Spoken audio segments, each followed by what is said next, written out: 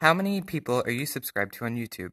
As you can see, most of our data consists of between the numbers of 0 to 5, and we got this data by asking around. Our data may be a little biased due to the fact that many people may not watch YouTube, and we did ask between the ages of 14 to 18 years old.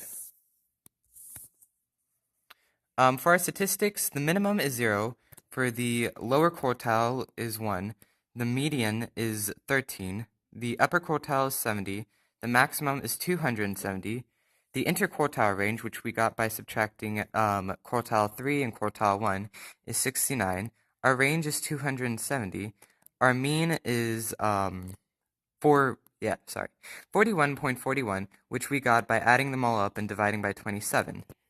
For our standard deviation, which we got on the calculator, is 62.81. For our outliers, which basically we got by, for the lower one, we subtracted 1.5 from the first quartile and multiplied it by 69.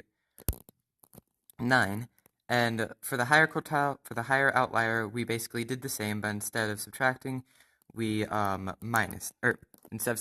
added it.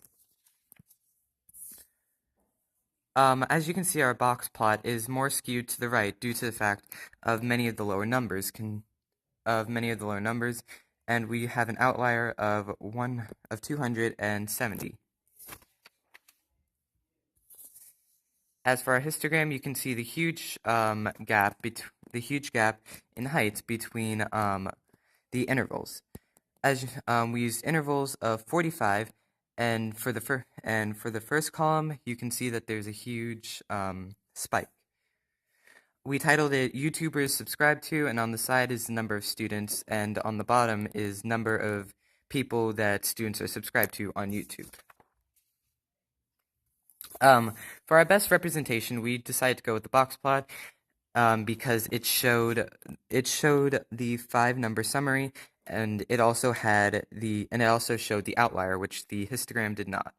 For our best measures, for the center, we decided to go with the median, which is 13, and for the spread, we decided to go for the interquartile range, which is 69.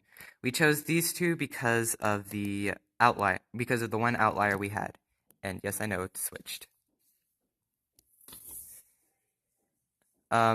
Me, Raquel, and Abby worked on this, so we hope that you enjoyed this. Thanks!